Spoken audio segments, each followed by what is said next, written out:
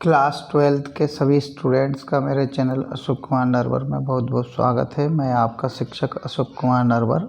आज मैं आपकी हिंदी आरोह भाग 2 का जो पहला पार्ट है, फर्स्ट चैप्टर है आत्म परिचय, उसके पद्यांशों को भी पढ़ूंगा, साथ में शब्दार्थ, संदर्भ, प्रसंग, और हम जो है एक काम और करेंगे, व्याख्या और उसका काव्य सौंदर्य, ये सभी देखेंगे, विशेष जिसको कहते हैं, ये सभी चीज़ें देखेंगे। तो यहाँ पर लिखा हुआ है संदर्भ, सप्रसंग, पद्यांशों की व्याख्या। फिर चैप्टर का टाइटल है आत्म परिचय, स्वयं का परिचय, सेल्फ इंट्रोडक्शन। कविता की पहली स्टेंजा है, पहला जो भाग है उसको देखिए। पहला अनुच्छेद क्या है? मैं जग जीवन का भार लिए फिरता हूँ। इसके जो कवि हैं ना, वो हैं हरिवंश राय बच्चन। मैं जग जीवन का भार लिए फिरता हूँ, फिर भी जीवन में प्यार लिए फिरता हूँ।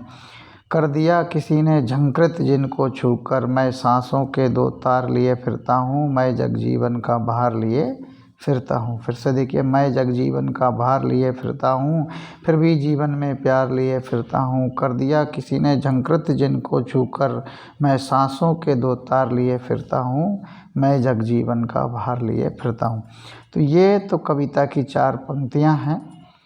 प्रथम अनुच्छेद है, प्रथम पद है, उसमें देखिए, जग जीवन, सांसारिक जीवन, दुनियादारी या सांसारिक गतिविधि, भार भजन, झंकृत यानी बजाना, तारों को छेड़कर स्वर निकालना, छूकर मन स्पर्श करना। संदर्भ आता है प्रस्तुत पद्यांश, या यह गेय पद भी है ना। तो हमारी पाठ्य पुस्तक आरोह भाग 2 में संकलित कविता, आरोह भाग 2 है, यहाँ लिखा नहीं है। संकलित कविता आत्म परिचय से अवतरित है या उद्धृत है। इसके रचयिता हरिवंश राय बच्चन है। डॉक्टर भी लिख सकते हैं, डॉक्टर हरिवंश राय बच्चन, यहाँ भी लिखा जा सकता है। प्रसंग में हमें संदर्भ में क्या करना पड़ता है हमें? सबसे पहले जो प्रस्तुत की गई है कविता पेपर में, जहाँ भी प्रस्तुत की गई हो तो प्रस्तुत कहेंगे। उसके पाठ्य पुस्तक का नाम ले लेते हैं, और कविता जो भी होती है उसका टाइटल लेते हैं, और फिर उस कविता को लिखने वाले कवि का नाम लेते हैं। ये ध्यान रखना। प्रसंग में हमें उस कविता की उन 4-6 पंक्तियों में किस घटना का वर्णन है, किस वाक्य को बताया गया, क्या प्रसंग है। प्रसंग मीन्स घटना है, कहानी, लघु कहानी क्या है। तो प्रसंग में बताया, प्रस्तुत पद्यांश में हरिवंश राय बच्चन जी ने आत्म परिचय का सजीव चित्रण किया है। आत्म परिचय, स्वयं के परिचय का सजीव चित्रण किया है। सजीव चित्रण मीन्स होता है जीता जागता चित्रण, ऐसा चित्रण जो हमें सजीव लगे, ऐसा लगे कि चलता फिरता चित्रण है। व्याख्या, सुप्रसिद्ध गीतकार बच्चन जी या हरिवंश राय बच्चन जी ने अपने जीवन का बोध कराते हुए लिखते हैं कि मेरा जीवन सांसारिक गतिविधियों से भरा है, इसमें अनंत उत्तरदायित्व एवं जिम्मेदारियां हैं। मैं उनके प्रति सचेत एवं सजग रहकर उनका निर्वाह भी करता हूँ। अनेक संघर्षों एवं कठिनाइयों के बावजूद मेरा जीवन नेह रस से परिपूर्ण है। नेह मीन्स प्रेम रस से परिपूर्ण है, भरा हुआ है, प्रेम रस से भरा हुआ है। परिपूर्ण मीन्स भरा हुआ है। मुझसे प्रेम करने वाले मेरे किसी अपने ने एक बार मेरे मन की वीणा की भावनाओं रूपी तारों को छूकर झंकृत कर दिया है। यहाँ पर ध्यान दीजिए, वीणा की भावनाओं रूपी, वीणा के भावनाओं रूपी शब्द आया है। तो इन 4 पंक्तियों में से जो रूपी शब्द जिस पंक्ति में आया वहाँ पर ये रूपक अलंकार को व्यक्त करती हैं। तो ये ध्यान रखना, ये रूपक अलंकार भी इसमें है। और जहाँ रूपक होता है, अन्य कोई अलंकार हो ना हो, अनुप्रास जरूर होता है।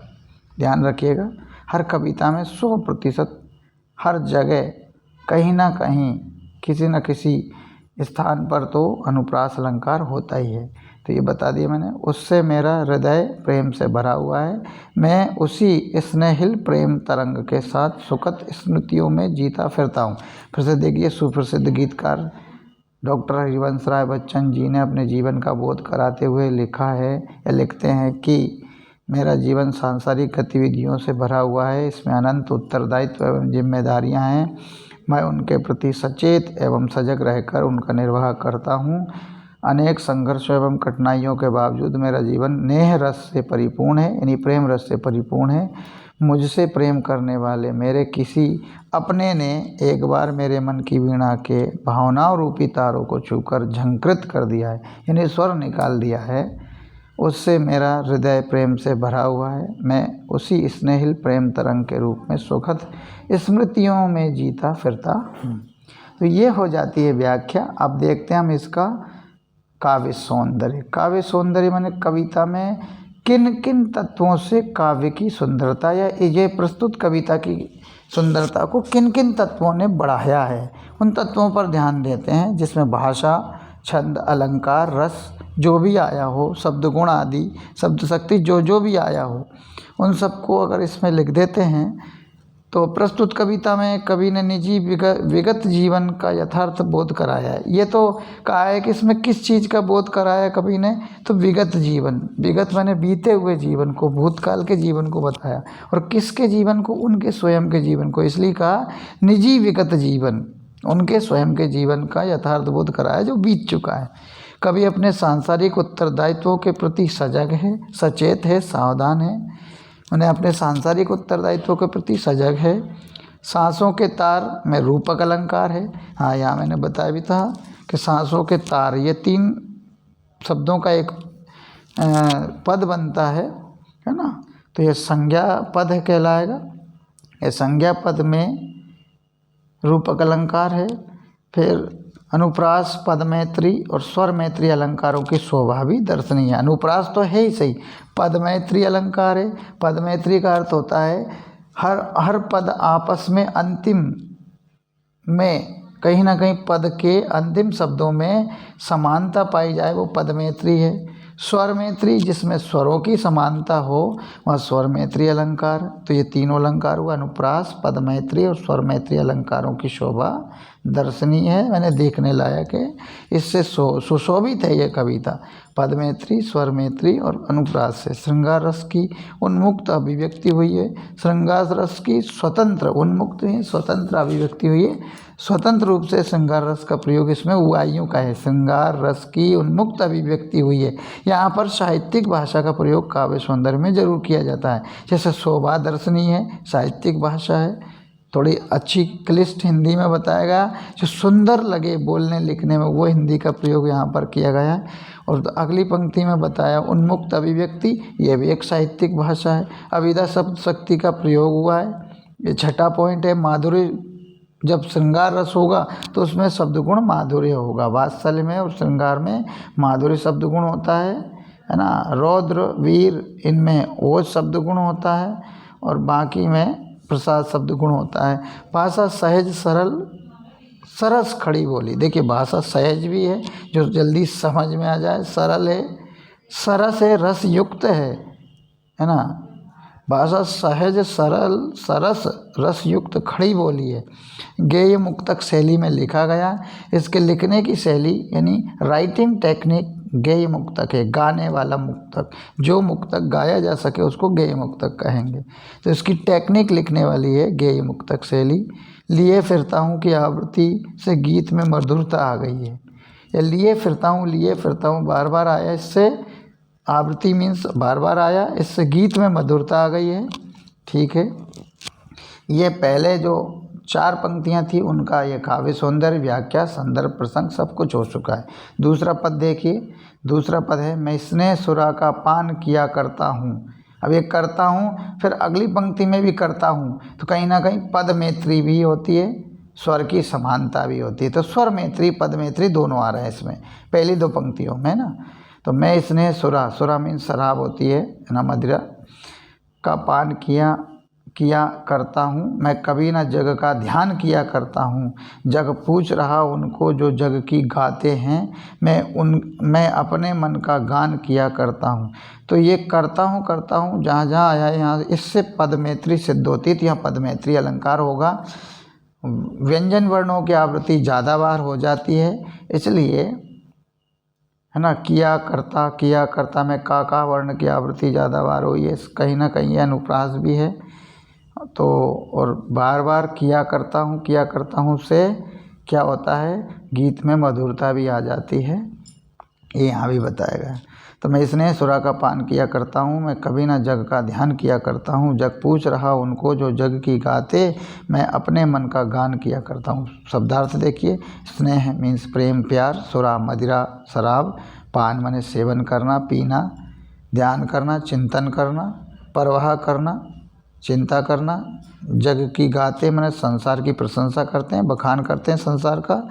संदर्भ पूर्वत है कि प्रस्तुत पद्यांश हमारी पाठ्य पुस्तक आरोह भाग 2 के शीर्षक आत्मपरिचय या भाग 2 के कविता आत्मपरिचय से अवतरित है, उद्धृत है। इसके रचयिता डॉक्टर हरिवंश राय बच्चन है, ये मैं पहले बता चुका हूँ, अब भी वही रहेगा। प्रसंग में प्रस्तुत पंक्तियों में कवि ने अपनी मनमौजी जीवन शैली का, अपनी मनमौजी कि सिर्फ मन की करना, किसी और का ध्यान ना करना और सिर्फ मन की करना, तो उसकी मनमौजी जीवन शैली का सजीव चित्रण किया है। कैसी शैली का? मनमौजी शैली का सजीव चित्रण किया। सजीव माने चलता फिरता चित्रण। व्याख्या, कवि कहता है कि वह सदैव प्रेम रूपी मदिरा का सेवन करता रहता है, अर्थात वह बिना संसार की परवाह किए सदैव प्रेम के भावों में डूबा रहता है। कवि को इस बात से इंच मात्र भी अंतर नहीं पड़ता कि यह संसार उसके बारे में कैसी कैसी बातें करता है, उसे पागल प्रेमी दीवाना तक कहता है। कवि के अनुसार यह संसार बड़ा स्वार्थी है, यहाँ केवल उन्हीं की पूजा होती है जो संसार की प्रशंसा करते हैं, अर्थात संसार की चरण वंदना में लिप्त रहते हैं। परंतु कवि को इस स्वार्थी दुनिया और इसकी भौतिकता से कोई सरोकार नहीं है। वह तो देश दुनिया से बेखबर अपने मन के भावों को गीत में पिरोकर गाता फिरता है। तात्पर्य यह है कि कवि संसार की प्रचलित रूढ़ियों एवं मान्यताओं के विपरीत अपने मन के अनुसार चलता है, मनमौजीपन का कार्य कर, मनमौजी शैली से जीवन जीता है। वह वही सब करता है जो उसका मन कहता है। अब देखते हैं काव्य सौंदर्य। कवि ने अपनी मनमौजी प्रवृत्ति का स्वाभाविक चित्रण किया है, जो स्वभाव में आदतों में आ गया वो स्वाभाविक चित्रण है। मनमौजी आदत है उसकी। कवि ने संसार की स्वार्थपरता का सजीव चित्रण उकेरा है, चित्र उकेरा है ना, माने कवि ने संसार की स्वार्थपरता का सजीव चित्र उकेरा है, माने चित्र बनाया है। चित्र बनाया पर ऐसा लगता है सजीव हो, जिंदा हो, जीवित हो, उसको कहते हैं सजीव। स्नेह सुरा में रूपक अलंकार है, बिल्कुल है। अनुप्रास अलंकार इसमें था ही सही, और मैं पहले भी कह चुका था पद मैत्री और स्वर मैत्री अलंकार भी दृष्टव्य है। ये दृष्टव्य है, चित्र उकेरा है। ये दोनों शब्दों से इसके साहित्यिकता का पता चलता है। इन शब्दों का प्रयोग करने से हमारी साहित्यिकता उत्कृष्ट होती, सर्वोत्कृष्ट होती है ना, तो इसका ध्यान रखना है। अच्छे शब्दों को जरूर लिखना चाहिए। श्रृंगार रस की उन्मुक्त अभिव्यक्ति हुई है। उन्मुक्त अभिव्यक्ति एक साहित्यिक शब्दों का प्रयोग हुआ है, इससे भी इसकी सुंदरता बढ़ती है हमारे लिखने की। जरूर ऐसे शब्दों को लिखना चाहिए जिससे हमारे विद्वत्ता का पता चलता है, हमारे मीन छात्रों की विद्वत्ता का, कि छात्र बहुत अच्छे समझदार छात्र हैं। माधुर्य शब्दगुण विद्यमान है, ये भी एक शब्द अच्छा आया, विद्यमान है, अभिव्यक्ति उन्मुक्त अभिव्यक्ति हुई है, द्रष्टव्य है, उकेरा है, ये सब अच्छे शब्दों का प्रयोग है जिससे भाषा सरल सहज सरस खड़ी बोली है। ये भी एक गय मुक्तक शैली है, ये भी मैं पहले बता चुका हूँ। किया करता हूँ कि आवृत्ति से गीत में मधुरता आ गई है, ये भी पहले जिक्र आ चुका है। आगे, मैं निज उर के उद्गार लिए फिरता हूँ, ये फिर से पद मैत्री हुई, स्वर मैत्री भी हुई है।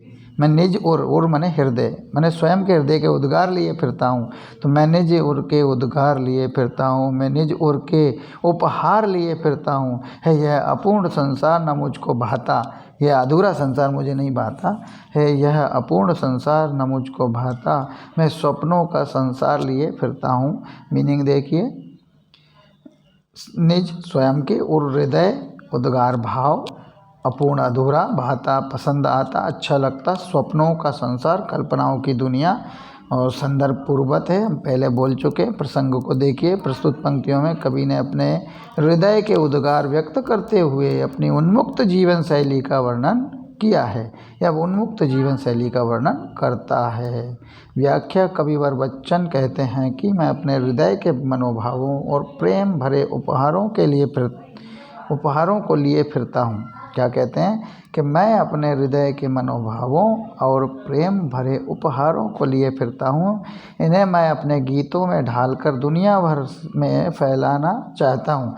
मैं चाहता हूँ कि लोग भी दुनियादारी की चालाकियों से दूर एक दूसरे के प्रति हृदय की अतुलनीय गहराइयों में छिपे अपने स्नेह को प्रकट करें। अतुलनीय गहराइयों में छिपे हुए अपने स्नेह को प्रकट करें। कवि के अनुसार उसे यह बाहरी संसार अधूरा प्रतीत होता है जो उसे बिल्कुल भी पसंद नहीं है। वह तो इस स्वार्थी और एवं आडंबरों से परिपूर्ण बाहरी दुनिया में रहने के स्थान पर अपने सपनों के प्रेममयी संसार में विचरण करते रहना चाहता है। वास्तव में कवि अपने अनुसार एक प्रेममयी संसार रचना चाहता है, माने बनाना चाहता है। काव्य सौंदर्य में कवि ने संसार को अपूर्ण बताया है। व्यक्तिवादी विचारधारा प्रस्फुटित हुई है। यह भी एक साहित्यिक शब्द है, इससे इस पंक्ति की सुंदरता बढ़ जाती है। प्रस्फुटित हुई है, व्यक्तिवादी विचारधारा प्रस्फुटित हुई है। सपनों का संसार में अनुप्रास अलंकार है, बिल्कुल है। सा वर्ण की आवृत्ति, व्यंजन वर्ण की आवृत्ति ज़्यादा हुई है, इसलिए अनुप्रास। शांत रस की अभिव्यक्ति हुई है। प्रसाद शब्द गुण है, जहाँ श्रृंगार रस है वहाँ माधुर्य शब्द गुण, या शांत रस है वहाँ प्रसाद शब्द गुण विद्यमान है।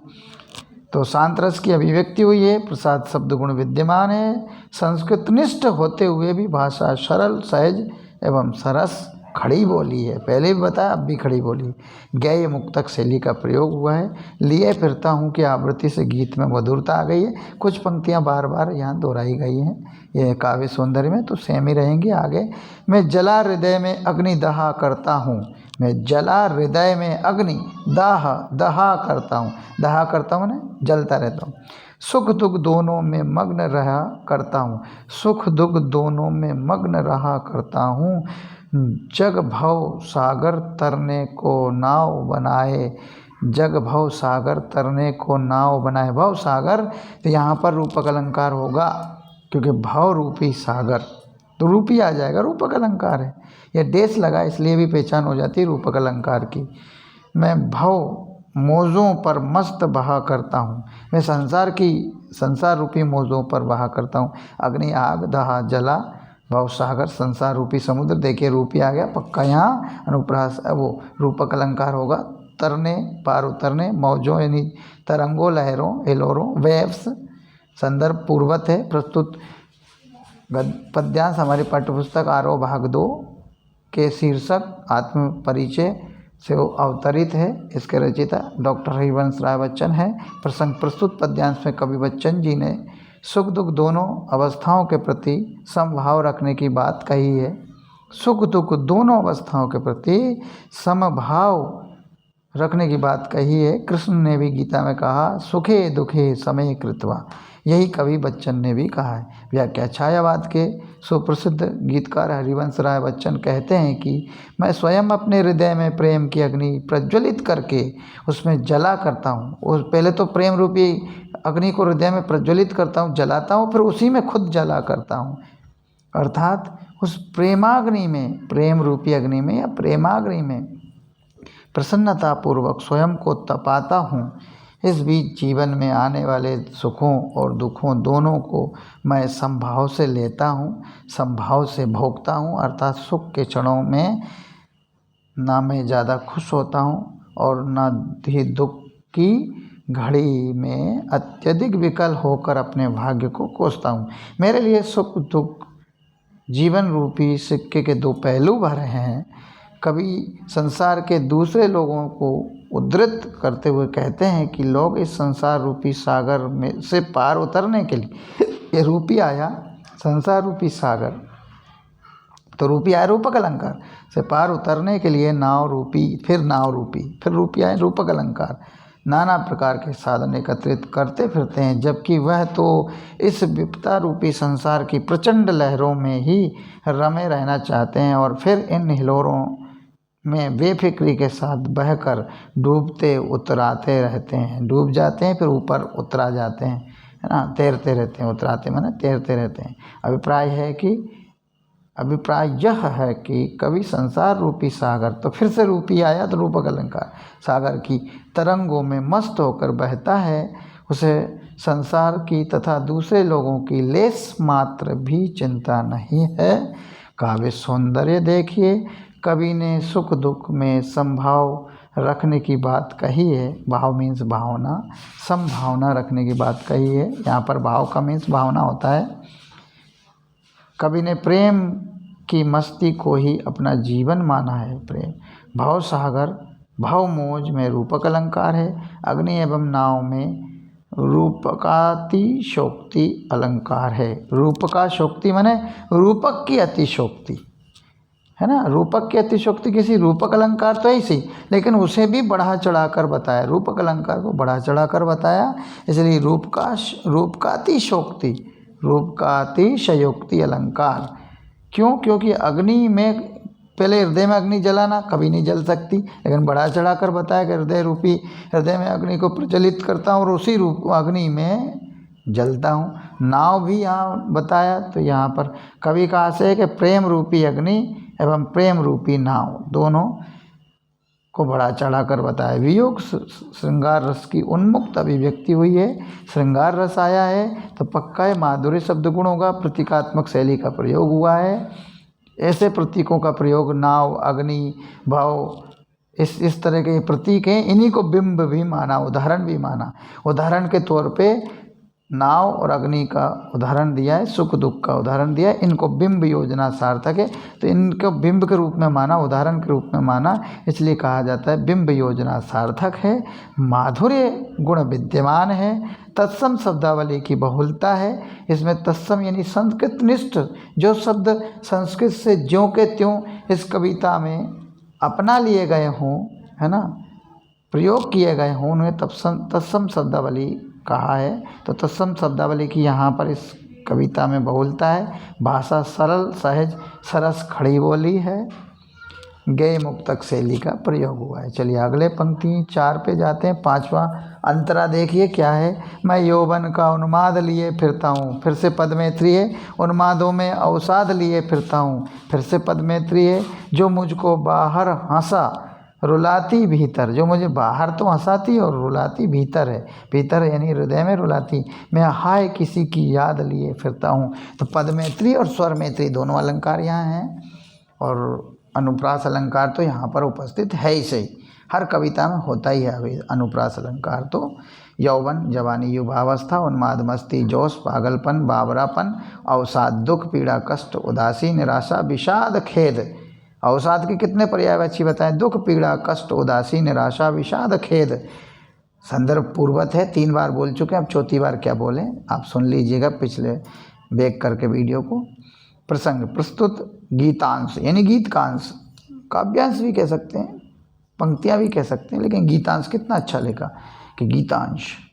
प्रस्तुत गीतांश में कवि ने अपने जीवन के अतिरिक्त द्वंद्वों एवं विरोधाभास मूलक सामंजस्यों का वर्णन किया है।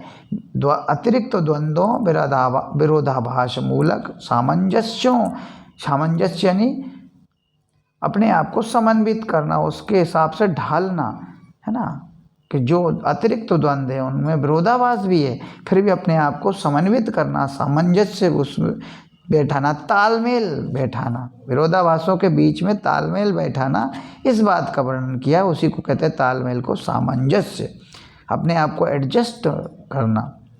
आगे व्याख्या है। अंतस यानी हृदय के अंदर की बात को कहते हैं अंतस की सहज अभिव्यक्ति के सामर्थ्यवान कवि। अंतस यानी हृदय की सहज अभिव्यक्ति के सामर्थ्यवान कवि। कितनी अच्छी सुंदर शब्दावली का प्रयोग करके इस बात को कहा है कि अंतस की यानी हृदय के अंदर की सहज सरल अभिव्यक्ति के सामर्थ्य, उस अभिव्यक्ति को सरलता से व्यक्त कर देते हो, सहजता से व्यक्त करते थे, ऐसे सामर्थ्य से युक्त कवि बच्चन जी। तो सामर्थ्यवान कहा, सामर्थ्य से युक्त, शक्ति से युक्त को कहा सामर्थ्यवान कवि बच्चन जी। कहते हैं कि मैं किसी युवा की तरह जवानी का पागलपन एवं मस्ती के लिए चारों ओर फिरता रहता हूँ। मेरे इस जोश में केवल मैं और मेरे जीवन की स्मृतियाँ ही हैं। यद्यपि मेरे इस पागलपन के कारण मुझे जीवन में कई बार निराशा और हताशा भी हाथ लगी है, किंतु मैं इन सबसे बेपरवाह हो प्राप्त दुखों को मस्ती के साथ उठाए घूमता हूँ। कवि आगे लिखते हैं कि मैं अपनी इस यायावरी माने घुमक्कड़ जीवन को कहते हैं यायावरी में अपने किसी प्रिय की सुखद स्मृतियों को हृदय में संजोए गाता फिरता हूँ।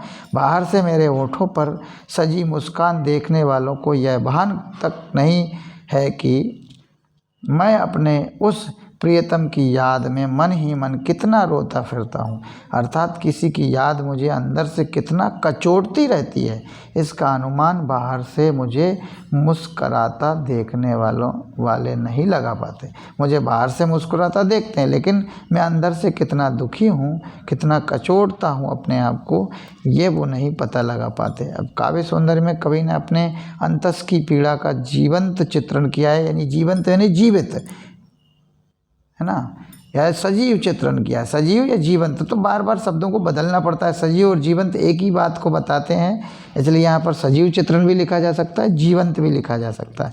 तो अपने अंतस की पीड़ा, हृदय की पीड़ा का जीवंत चित्रण किया है। अंतस मीन्स हृदय।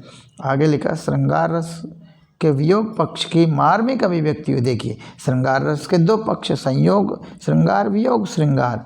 अब क्या है कि उन्होंने बता दिया कि वियोग पक्ष, तो एक नया शब्द बता दिया, मार्मिक और नया शब्द अभिव्यक्ति हुई है। ये तो बार बार आ ही रहा है, कितनी अच्छी बात। 3 पहले की 4 कविताओं में या 4 कविताओं के अंतरों में उन्होंने कुछ और लिखा श्रृंगार के लिए, और यहाँ कुछ और लिखा। तो बार बार भाषा में बदलाव, बार बार भाषा के स्वाद में बदलाव करना जिससे भाषा अच्छी लगे, ये यहाँ पर किया गया है। बहुत सुंदर लिखा है। वियोग पक्ष, श्रृंगार रस के वियोग पक्ष की मार्मिक अभिव्यक्ति हुई है। प्रेम की दीवानगी, हताशा एवं व्याकुलता का हृदय स्पर्शी वर्णन है। हृदय स्पर्शी वर्णन, यहाँ भी बहुत अच्छे शब्दों का प्रयोग हुआ है। उन्मादों में, अवसाद में विरोधाभास अलंकार है, उन्माद और अवसाद।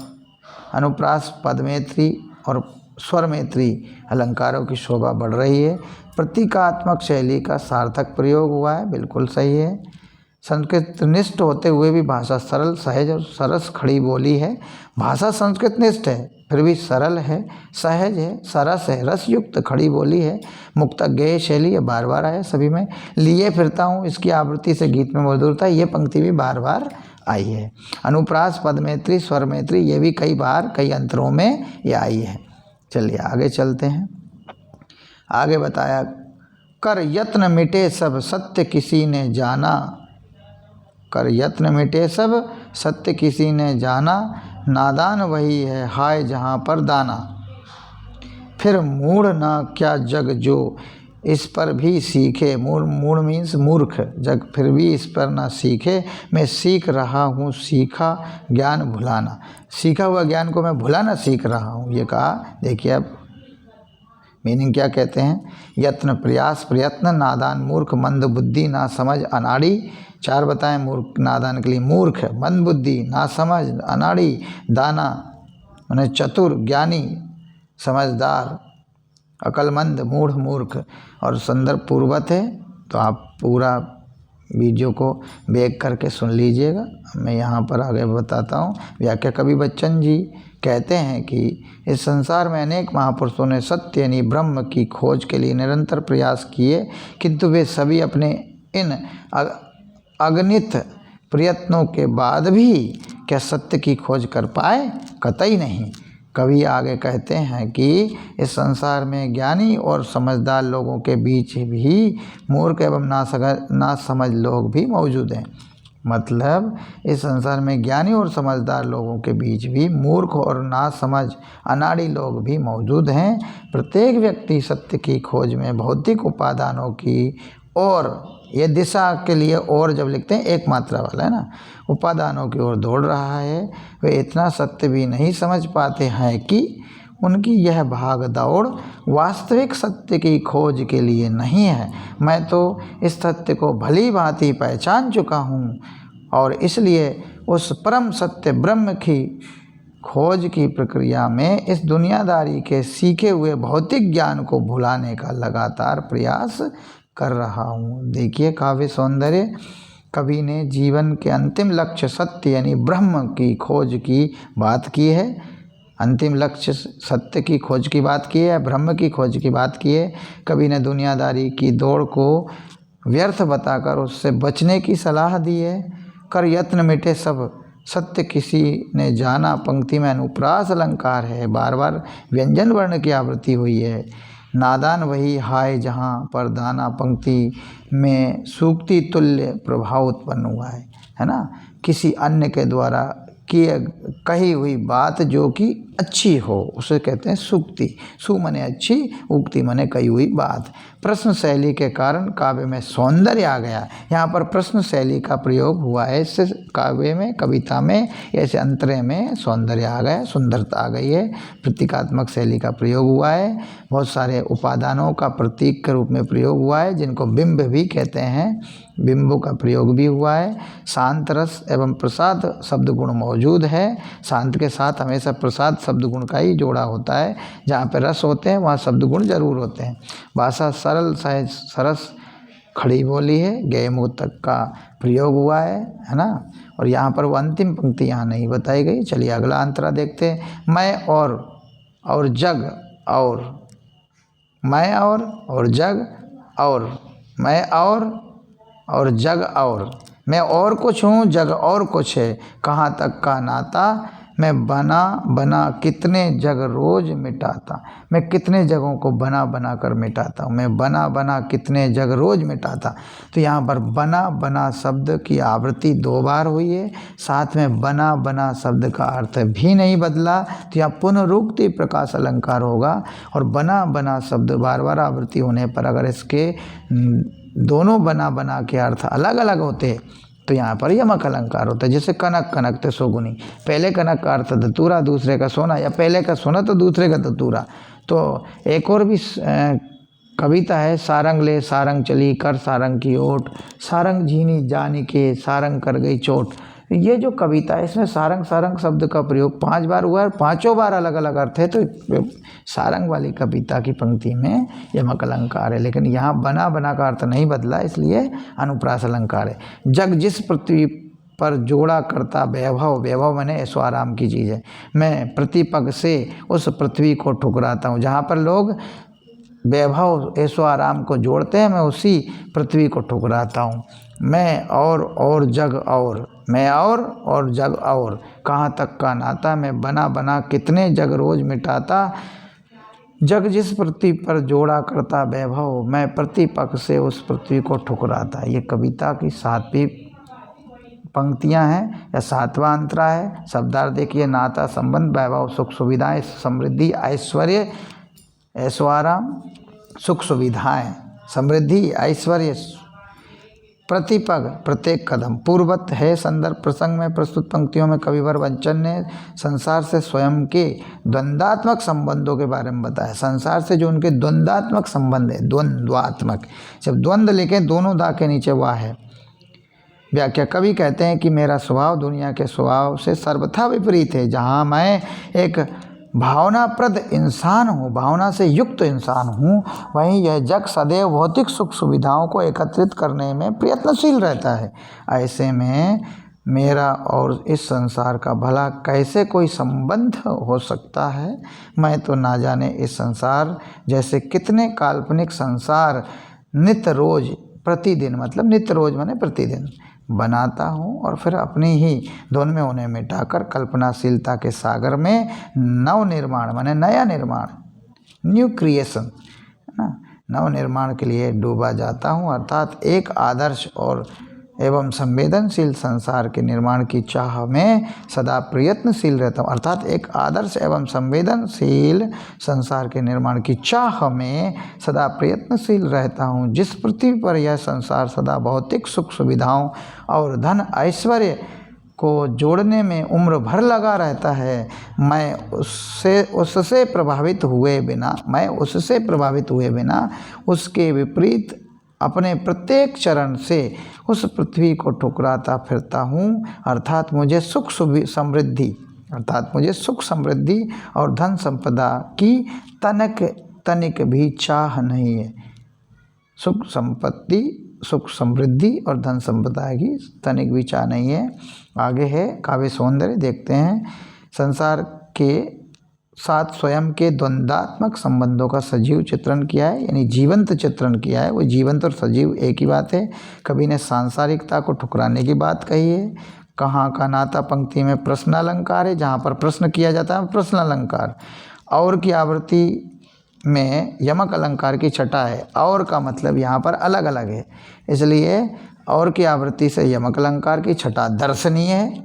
यहाँ भी साहित्यिक शब्द का अच्छा प्रयोग हुआ है। बना बना में पुनरुक्ति प्रकाश अलंकार है, मैं पहले बोल चुका हूँ।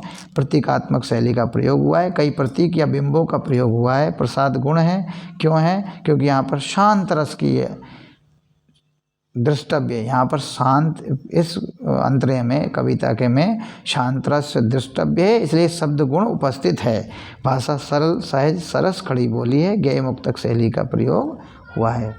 8वीं कविता ये कहती है, मैं निज रोदन में राग लिए फिरता हूँ, शीतल वाणी में आग लिए फिरता हूँ। वाणी शीतल है फिर भी आग लिए फिरता हूँ। मैं निज अपने खुद के रोने में राग, रोने में भी राग लिए फिरता हूँ। राग माने रोने में भी कुछ अच्छाई है, रोने में भी स्वर है ना।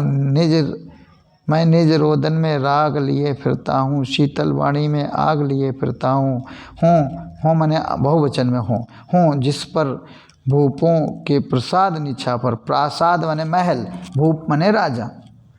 हूँ जिस पर भूपों के प्रासाद निछावर, मैं जिस पर भूपों के महलों को निछावर कर दूँ, वह खंडहर का भाग लिए फिरता हूँ। निज स्वयं अपने रुदन रोना, दुख, राग प्रेम, अनुराग प्रेम, विराग प्रेम ना होना। ठीक है। आग आवेश जोश, आग का मतलब यहाँ आवेश और जोश है, आग का मतलब अग्नि नहीं है। भूपों माने राजाओं, प्रासाद महल, निछावर अर्पण करना, समर्पित करना, खंडहर भग्नाशेष, जो चीज़ें नष्ट हो गई है उनके कुछ भाग शेष बचे, उनको कहते हैं भग्नाशेष।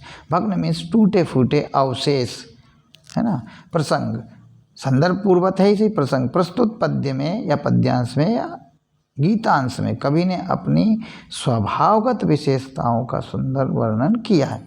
व्याख्या, कवि कहते हैं कि या कविवर हरिवंश राय बच्चन कहते हैं कि मेरी पीड़ा में भी एक विशिष्ट प्रकार का प्रेम छिपा हुआ है। मैं अपने गीतों में अपनी इसी प्रेम जड़ित पीड़ा को पिरोकर गाता फिरता हूँ। प्रेम जड़ित, प्रेम से जुड़ी हुई पीड़ा को, तो जड़ित पीड़ा को पिरोकर गाता फिरता हूँ। यद्यपि गीत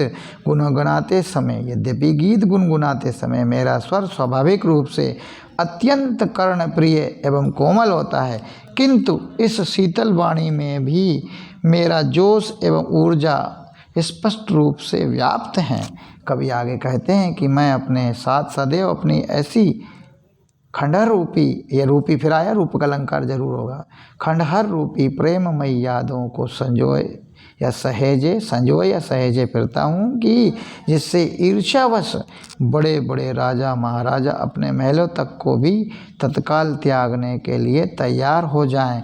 मैं उसी अमूल्य प्रेम को अपने मन में संजोए हुए हूँ। चलिए, काव्य सौंदर्य कवि ने अपने अंतस माने हृदय की पीड़ा का प्रकटीकरण किया है। कितना अच्छा शब्द दिया है यहाँ, प्रकटीकरण किया है। अंतस माने हृदय की पीड़ा या हृदय के कष्ट, हृदय के दुख या ताप को बताया है। गीतों में विरह वेदना के कारण उत्पन्न शीतलता के अंदर छुपी व्याकुलता का सजीव चित्रण हुआ है, यह भी बहुत अच्छा लिखा। रोदन में राग, शीतलवाणी में आग, खंडहर का प्रसाद निछावर पंक्तियों में विरोधाभास अलंकार है। ध्यान रखिए, जो दो बातों का विरोध, दो बातें कही गई हों, रोदन और राग दो बातें अलग अलग हैं, तो उनमें विरोध का आभास होगा कि रोना भी है और रोने में भी राग कैसा। शीतल वाणी है, फिर वाणी शीतल है, ठंडी है, तो उसमें आग कैसी। तो राग तो गर्म होती है और वाणी शीतल है, फिर ये तो विरोध हो रहा है। और जब दो बातों में विरोध पाया जाता हो, विरोध का आभास बताने वाली बात सिद्ध होती हो, विरोधाभास अलंकार होता है। श्रृंगार रस की वियोगावस्था मैंने वियोग श्रृंगार की उन्मुक्त अभिव्यक्ति हुई है। वियोगावस्था माने वियोग की अवस्था या वियोग श्रृंगार की उन्मुक्त अभिव्यक्ति हुई है। अच्छे शब्दों में लिखा। प्रतीकात्मक शैली का प्रयोग हुआ है। माधुर्य शब्द गुण विद्यमान है। लक्षणा शब्द शक्ति का प्रयोग भावानुकूल है, यानी भावनाओं के अनुकूल लक्षणा शब्द शक्ति का प्रयोग हुआ है। और लक्षणा शब्द शक्ति यह कहती है कि बात कहने के शब्द अलग होते हैं और उनका जो अर्थ होता है वो किसी और जगह लक्ष्य करके कहा जाता है। भाषा सरल, सहज, सरस, तत्सम शब्दावली युक्त खड़ी बोली है। गेय मुक्तक शैली है। और फिर से लिए फिरता हूँ कि आवृत्ति से गीत में मधुरता आ गई है। पुरानी पंक्तियों से नवी पंक्तियों में रोया इसको तुम कहते हो गाना, में फूट पड़ा तुम कहते हो छंद बनाना। क्यों कभी कहकर संसार मुझे अपनाए, मैं दुनिया का हूँ एक नया दीवाना। मैं रोया इसको तुम कहते हो गाना, मैं फूट पड़ा तुम कहते हो छंद बनाना। क्यों कभी कहकर संसार मुझे अपनाए, मैं दुनिया का हूँ एक नया दीवाना। चलिए, फूट पड़ा जोर से रोना, अत्यधिक आवेग में आना, दीवाना पागल मस्त। संदर्भ पूर्वत है। प्रसंग प्रस्तुत पंक्तियों में कविवर हरिवंश राय बच्चन ने अपने हृदय की पीड़ा का सरल या सफल चित्रण किया है। सफल चित्रण किया है। अपने हृदय की पीड़ा का सफल चित्रण किया है। अपने हृदय की सफल पीड़ा का सफल चित्रण किया है। व्याख्या कवि कहता है कि मेरी मतलब यहाँ कविवर हरिवंश राय बच्चन कहते हैं कि मैं मेरी प्रेम के वियोग से उत्पन्न पीड़ा के कारण जब जब रोया तुमने, यानी संसार ने उसे मेरा गाना समझा। मेरी पीड़ा जब अत्यधिक बढ़ गई और मेरा मन अपनी कविताओं गीतों के माध्यम से चित्कार उठा तो तुमने उसे छंद की संज्ञा दे दी। मेरे छंदों में तो मेरा प्रेमातुर क्रंदन फूटा है, प्रेम से युक्त रोना फूटा है। क्रंदन मीन्स रोना। वास्तव में मेरे गीतों में मेरे अंतस के रुदन की शब्दाभिव्यक्ति है, यानी मेरे हृदय में छुपे हुए रुदन के शब्दों की अभिव्यक्ति है, मात्र है, शब्दाभिव्यक्ति मात्र है। वास्तव में मेरे गीत तो मेरे अंतस यानी हृदय के अंदर के रुदन की यानी रोने की शब्दाभिव्यक्ति मात्र है। ऐसे में जब मैं मेरे मन के भावों के प्रकटीकरण के लिए गीतों को गाता फिरता हूँ तो दुनिया द्वारा मुझे गीतकार अथवा कवि कहने का आश्चर्य होता है। सच्चाई तो यह है कि संसार द्वारा मुझे कभी कहलवाना पसंद नहीं है। मेरे गीत तो मेरे मन की उथल पुथल के फलस्वरूप उत्पन्न पीड़ा को व्यक्त करने का माध्यम है। ऐसे में मुझे दुनिया द्वारा कवि के रूप में पुकारा जाना समझ नहीं आता। मैं तो अपनी धुन में मस्त इस दुनिया का एक नया दीवाना हूँ। कवि ने गीतों के पीछे उसका रुदन छिपे होने की बात कही है। कवि स्वयं को एक पेशेवर कवि के स्थान पर प्रेम में डूबा मस्त फकीर कहलवाना पसंद करता है। क्यों कभी कहकर पंक्ति में अनुप्रास अलंकार है, क्यों कभी कहकर अपनाए पंक्तियों में प्रश्नालंकार है, क्योंकि यहाँ प्रश्न किया गया है। श्रृंगार रस के वियोग पक्ष की उन्मुक्त अभिव्यक्ति हुई है। मैं और तुम की संबोधन शैली के चलते पद्यांश में सजीवता आ गई है। मैं और तुम के संबोधन शैली से पद्यांश में सजीवता आ गई है। संस्कृत के तत्सम एवं तद्भव शब्दों का प्रयोग हुआ है। बिंब योजना सटीक व सार्थक है। गेय मुक्तक शैली का प्रयोग हुआ है। अब 10वां अंतरा। मैं दीवानों का वेश लिए फिरता हूँ, मैं मादकता निशेष लिए फिरता हूँ। जिसको सुनकर जग झूम झुके लहराए, जिसको सुनकर जग झूम झुके लहराए। मैं मस्ती का संदेश लिए फिरता हूँ। चलिए, दीवानों का मतलब प्रेमियों का, मादकता मस्ती फकीरी नशा, निशेष माने समूचा, शेष न बचा वो निशेष पूरा संपूर्ण, निःशेष जिसमें सब कुछ बाकी ना बचा हो। पूर्वत है। संदर्भ प्रसंग में प्रस्तुत गीतांश में कवि हरिवंश राय बच्चन ने संसार को प्रेम और मस्ती का सारगर्भित संदेश दिया है। व्याख्या कवि कहता है कि मैं प्रेम की स्मृतियों में डूबा दीवानों का सा रूप धारण करके पूरी दुनिया में घूमा फिरता हूँ और जहाँ भी जाता हूँ अपने गीतों में छुपी संपूर्ण मादकता को जीता हूँ। अर्थात मेरे गीतों में प्रेम की संपूर्ण मस्ती छाई रहती है। मैं प्रेम और श्रृंगार के गीत गाता हूँ जिन्हें सुनकर सुनने वाले प्रेम में वशीभूत हो झूमने लगते हैं। वे अपने झूठे अहंकार को छोड़ प्रेम की सत्ता के समक्ष नत हो जाते हैं, यानी झुक जाते हैं। नत हो जाते माने झुक जाते हैं और मेरे गीतों की मस्ती लहराने लगते हैं और मेरे गीतों की मस्ती में लहराने लगते हैं। मैं अपने गीतों के माध्यम से दुनिया भर के लोगों के लिए प्रेम और मस्ती का संदेश लिए फिरता हूँ। चलिए, काव्य सौंदर्य। कवि जग को प्रेम और आनंद का संदेश देना चाहता है। कवि की स्वभावगत मस्ती उसके गीतों में स्पष्ट दृष्टिगोचर होती है। बहुत अच्छे शब्द का प्रयोग हुआ है, दृष्टिगोचर होती है। झूम झुके पंक्ति में अनुप्रास अलंकार की छटा है। श्रृंगार रस के वियोग पक्ष की उन्मुक्त अभिव्यक्ति हुई है और जहाँ पर श्रृंगार रस हो वहाँ माधुर्य शब्द गण उपस्थित होता है, तो उपस्थित है। अभिधा शब्द शक्ति का सुंदर प्रयोग हुआ है, यानी बात एक होती है और अर्थ उसके सीधे सीधे आए। भाषा तत्सम तद्भव शब्दावली युक्त है। गेय मुक्तक शैली का प्रयोग हुआ है और लिए फिरता हूँ मैं आपकी जो आवृत्ति हुई उससे गीत में मधुरता आ गई है। दिन जल्दी जल्दी ढलता है, ये अलग कविता है। इसका वीडियो हम बाद में बनाएंगे। धन्यवाद। अब इस वीडियो को आप लोग ज़रूर देखिएगा।